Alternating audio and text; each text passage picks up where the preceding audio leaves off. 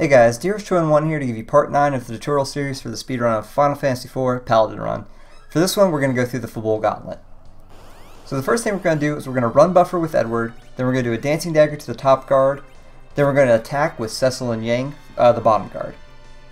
So we're going to see this fight 3 specific times. We're going to do the exact same strategy each time. You notice we got a little bit unlucky there because he hit Edward. So that is the one thing that can kill this run, is if Edward happens to get killed. You don't have a life potion, presumably. We happen to have one in this instance, but in most of your runs you're not going to have it here, and you have no restorative items otherwise. So whenever Edward gets hit, it's kind of a bad deal. So we're going to go through these first couple of fights pretty quickly. I'm not going to really explain them. I'm going to give you the basic overlay of what we're doing. Then I'm going to walk you through how run buffering works in the next set of fights. I'll just repeat this split over. So with this next fight, you're going to have a Water Hag, an Imp Captain, and a Weeper. We're going to start by dancing daggering a dancing dagger for the Weeper.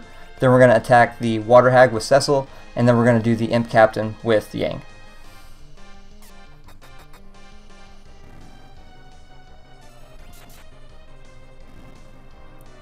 So I will briefly get into what I'm going to cover in the next setup is the run buffer. So basically what happens is that we're going to select the L1, R1 buttons to run away from a fight.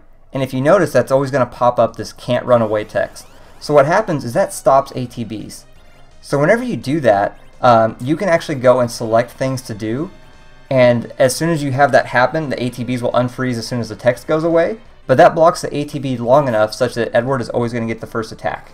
So as long as you always get the attack off before that can't run away goes away, then you're going to be fine. You're going to get the first attack every single time. I say every single time. There is like a very slight chance that you won't. But that's all RNG related. For the most part, you're going to get the first attack every time. Then after that, the guard's going to attack via the charge, and Cecil and Yang will attack after that. But, as you might notice, removing one guard is like very useful. That's one less person that can attack Edward. That's also about 2 or 3 seconds for the attack animation of the guard out of the split itself. So, overall, it's a much safer and much faster strat. And you notice we're going to do that basically the exact same thing for every single one of these fights. So we run buffer, we dancing dagger the Weeper, then we attack the Water Hag and the Imp Captain. So one of the things that you've probably noticed in the last fight that we were doing is that I'm actually doing some item manipulation while the dancing dagger's going. So we talked about how when you have the can't run away text, the ATB freezes. Well, it also freezes during the dancing dagger text as well. So what that allows us to do is to have either Cecil or Yang go into the item menu and move some items around.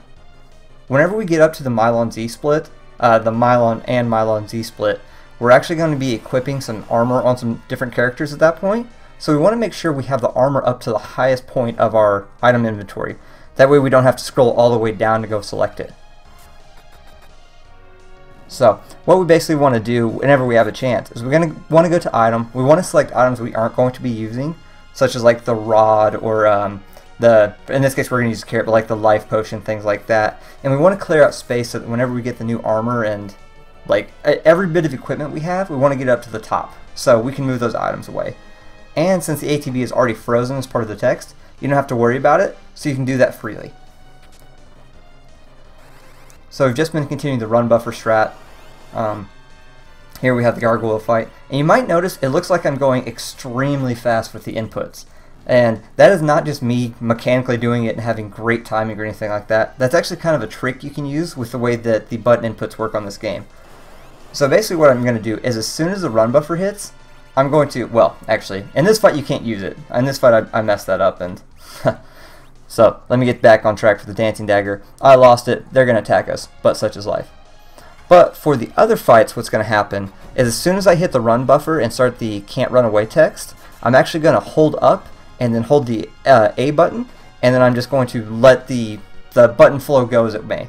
So what that's automatically going to do is select the top guard, or if there's a single enemy, it's going to take the first enemy. So we'll do that here again. I'll explain it here. We're going to L1 R1. We're going to do the can't run away. We're going to hold up. We're going to hold X or hold A in this situation, and it's going to automatically select the top guy, and it's going to do it as fast as possible. So that is your best bet for getting off the dancing dagger and the run buffer strat every single time. So unfortunately for like the Water Hag fights or anything like that, you have to be paying attention and you can't just hold up because it's going to hit the wrong character. But whenever you're doing the guard fights, you can just hold up, hold A, and then go from there. So notice I do say hold up, then hold A. You do want to hit up first. If you hit A first and then up, it actually messes up the situation, and you're going to fight a character as opposed to going to the item menu. Alright, now we're on to the Kain fight. And so what we're looking for is we're hoping Kain hits us for about 250 damage here. If that was the case, then he would put us into critical health, like how you see Cecil right now, and he'd automatically go on to his next tech screen. He didn't, so we hit ourselves, so we still got the same techs, it just cost us an extra attack. So that's the optimal way to do the fight. The optimal way is actually to have Kain do it in one hit. The second way is pretty fast as well. If you're very unlucky and Kain and Cecil both combined don't do enough damage, he's going to have an extra text box, will slow you down a little bit, but that's fine. Alright, and that was part 9 of the tutorial. For the next one, we're going to walk up to the Mylon and Mylon Z fight. We're going to go through the mount ordeals to get there. So, thanks for watching, and I will talk to you later.